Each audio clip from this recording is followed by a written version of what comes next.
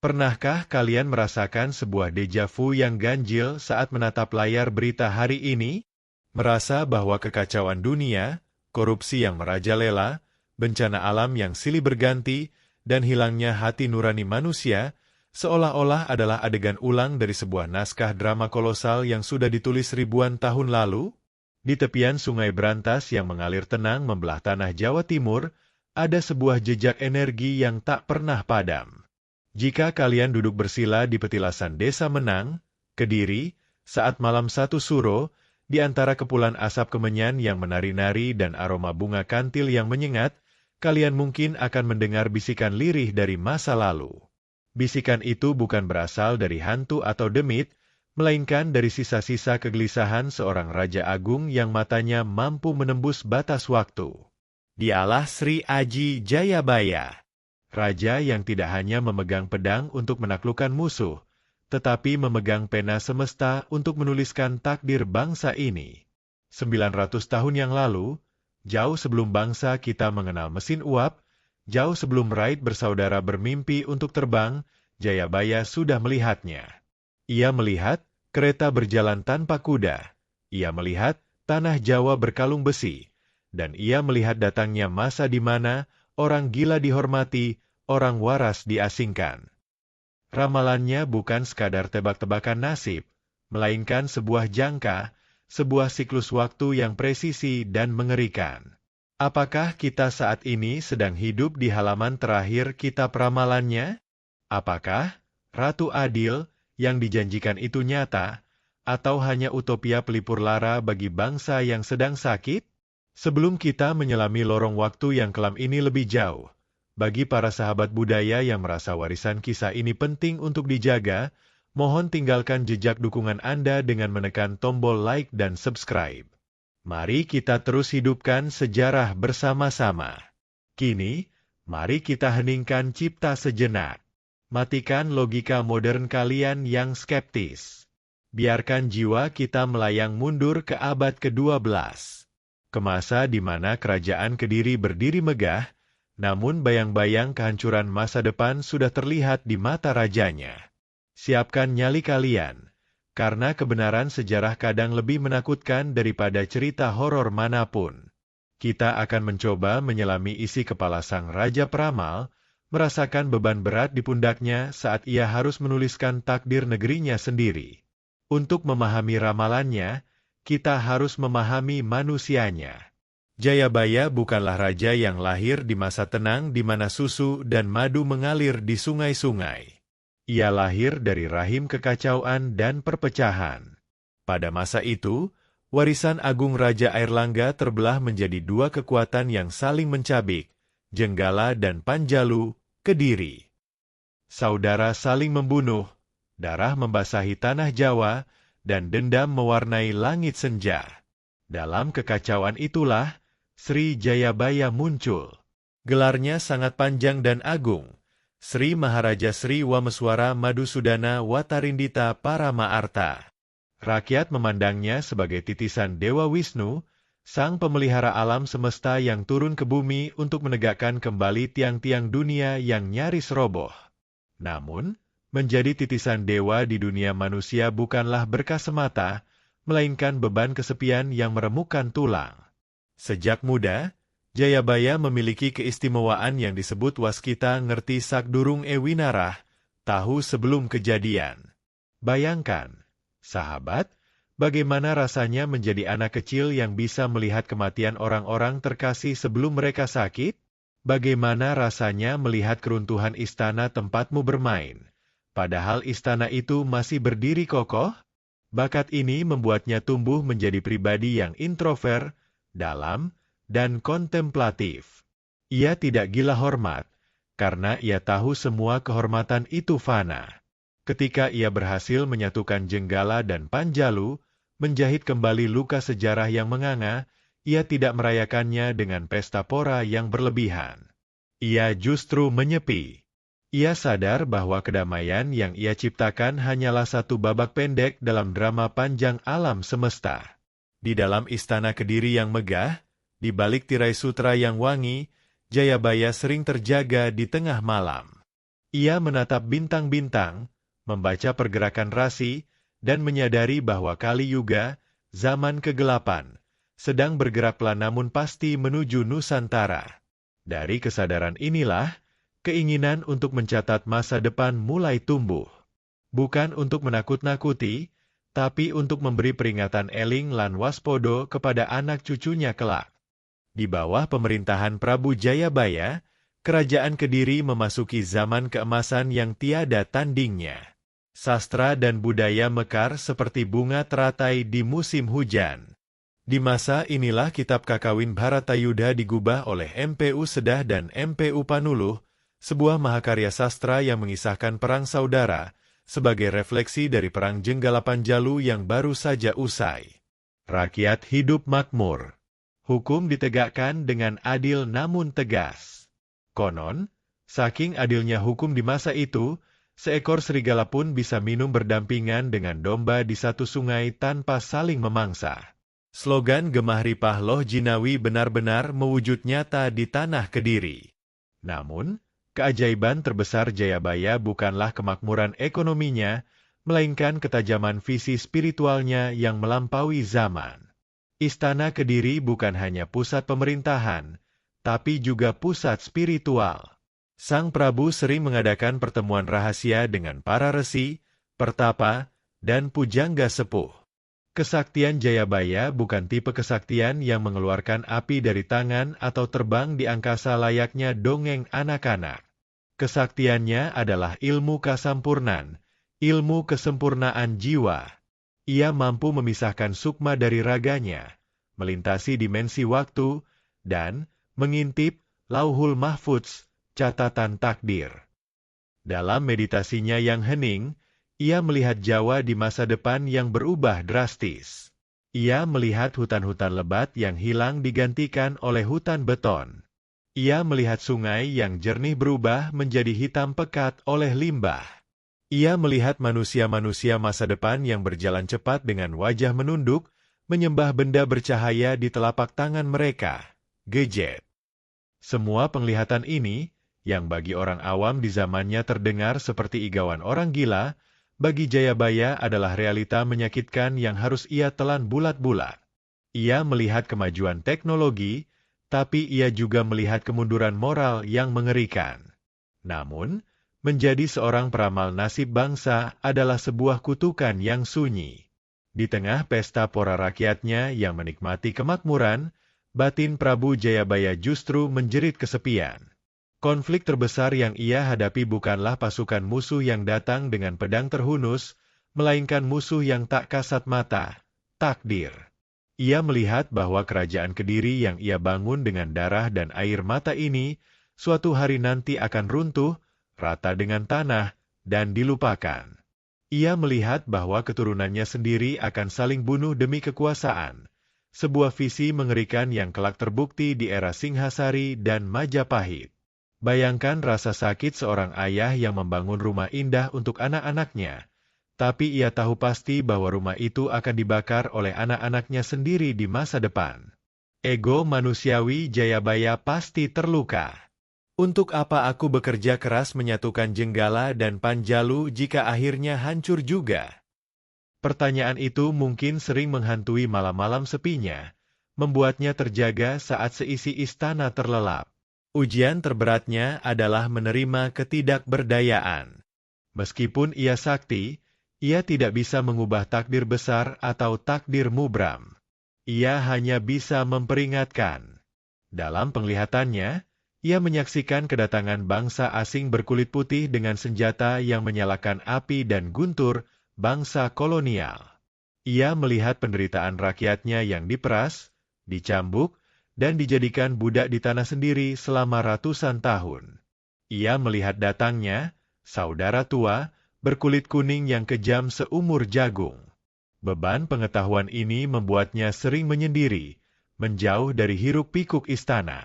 Para menterinya bingung, rakyatnya bertanya-tanya, mengapa Sang Prabu yang membawa kemakmuran justru sering terlihat murung? Mereka tidak tahu, Sang Prabu sedang menangisi nasib cicit-cicit mereka 800 tahun ke depan. Ia sedang menanggung duka masa depan di masa kini. Malam itu, bulan purnama tertutup awan hitam yang bergulung pekat. Angin kencang menggoyangkan pohon-pohon beringin tua di alun-alun Kediri, menciptakan suara gemerisik yang mencekam, seolah alam sedang bersiap menerima wahyu. Di dalam bilik khususnya yang hanya diterangi pelita minyak, Prabu Jayabaya memanggil pujangga kepercayaannya. Dengan suara yang berat, serak, namun penuh wibawa, ia mulai masuk ke dalam trance. Matanya memutih, tubuhnya kaku, namun mulutnya bergerak mendiktekan apa yang ia lihat di layar waktu. Ini adalah momen sakral di mana Serat Jangka Jayabaya lahir. Suasana ruangan itu begitu intens. Tinta hitam menetes di atas daun lontar, merekam nubuat yang terdengar mustahil dan gila pada zaman itu. Catat ini, perintahnya dengan suara yang bukan miliknya sendiri. Besok yen wis ana kereta tanpa jaran. Kelak jika sudah ada kereta berjalan tanpa kuda. Tanah Jawa kalungan wesi. Pulau Jawa berkalung besi atau rel kereta api. Perahu mlaku ing dhuwur awang-awang. Perahu berjalan di angkasa atau pesawat terbang. Kali ilang kedunge. Sungai kehilangan sumber airnya. Pasar ilang kumandange. Pasar kehilangan suaranya. Pujangga yang menulisnya, tangannya gemetar hebat. Keringat dingin mengucur deras di pelipisnya. Ia ketakutan. Bagaimana mungkin ada kereta tanpa kuda? Bagaimana mungkin besi bisa terbang? Apakah rajanya sudah gila? Namun, Jayabaya melihatnya sejelas ia melihat telapak tangannya sendiri. Ia mendengar deru mesin uap, ia mencium bau bensin yang menyengat, ia merasakan getaran tanah saat kereta api melintas. Malam itu, di sebuah kamar kecil di Kediri, sejarah masa depan teknologi dan peradaban manusia sedang ditulis, jauh sebelum Columbus menemukan Amerika, jauh sebelum revolusi industri dimulai di Eropa. Jayabaya sedang melipat waktu, menarik masa depan ke hadapannya. Namun, bagian paling emosional dan menyayat hati dari ramalan ini bukanlah tentang teknologi canggih atau benda-benda terbang, melainkan tentang runtuhnya moralitas manusia. Jayabaya sampai pada babak yang ia sebut zaman edan, zaman gila. Suaranya parau menahan tangis saat ia menggambarkan kondisi sosial masyarakat masa depan, masyarakat kita hari ini. Ia melihat jiwa-jiwa yang kosong. Akeh janji ora ditetepi. Banyak janji tidak ditepati. Wong jahat munggah pangkat. Orang jahat naik pangkat dan berkuasa. Wong apik kepencil. Orang baik tersingkir dan diasingkan. Akeh wong wani nglanggar sumpahe dewe. Banyak orang berani melanggar sumpahnya sendiri demi harta. Wong wadon ilang wirange, wong lanang ilang prawirane. Wanita hilang rasa malunya, laki-laki hilang jiwa kepemimpinannya. Jayabaya melihat kita. Ya, dia sedang menatap kita. Dia melihat bagaimana korupsi merajalela dan dianggap wajar, bagaimana orang saling fitnah di depan umum tanpa rasa bersalah, bagaimana pemimpin membohongi rakyatnya demi ambisi. Ia merasa kasihan. Ia merasa iba pada generasi yang hidup di zaman ini.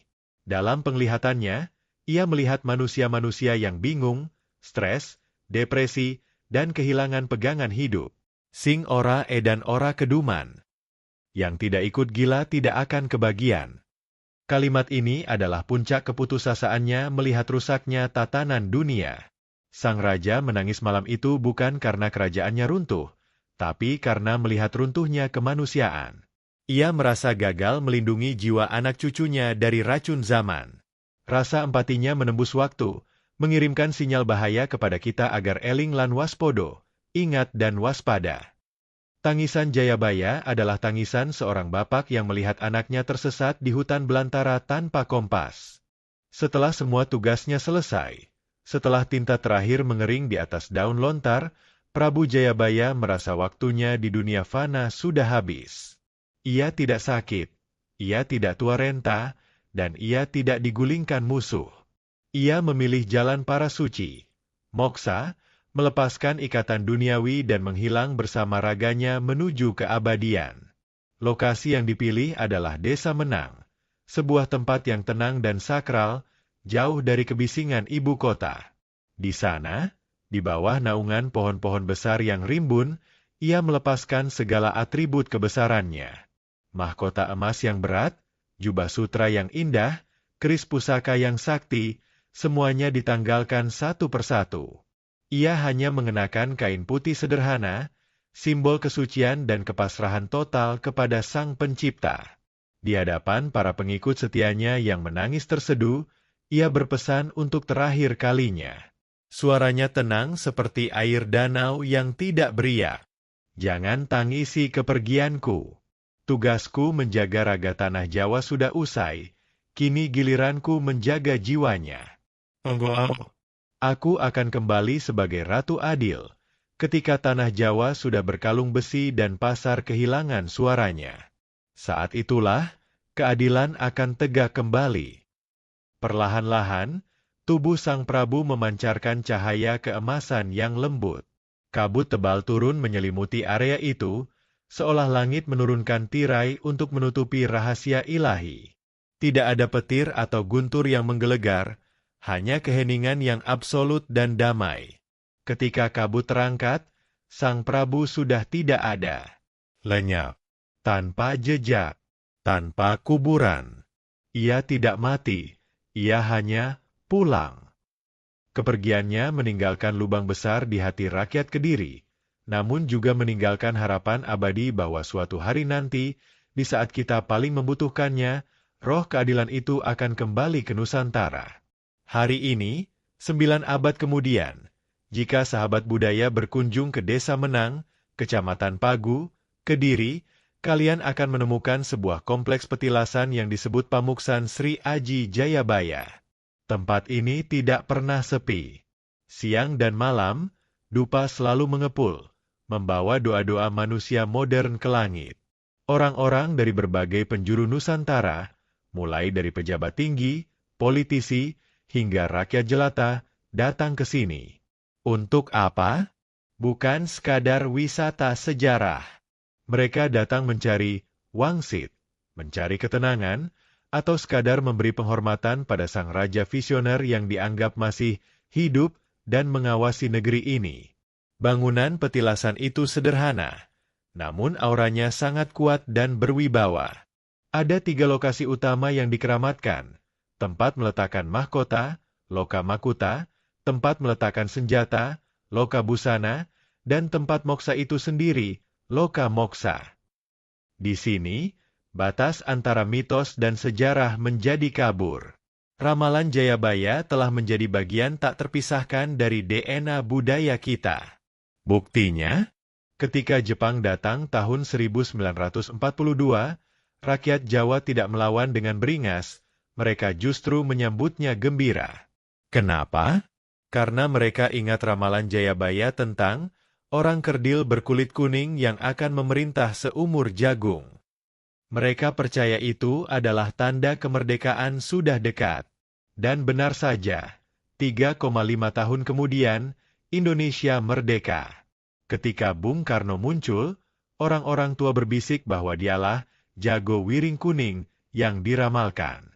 Situs di Kediri ini adalah bukti fisik yang tak terbantahkan bahwa pernah ada seorang visioner yang berjalan di tanah ini, yang jejak kakinya masih terasa hangat dan relevan meski zaman telah berganti rupa berkali-kali.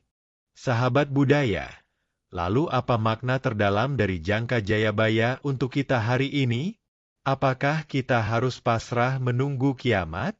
Atau duduk diam menunggu Ratu Adil datang menyelamatkan kita layaknya pahlawan super?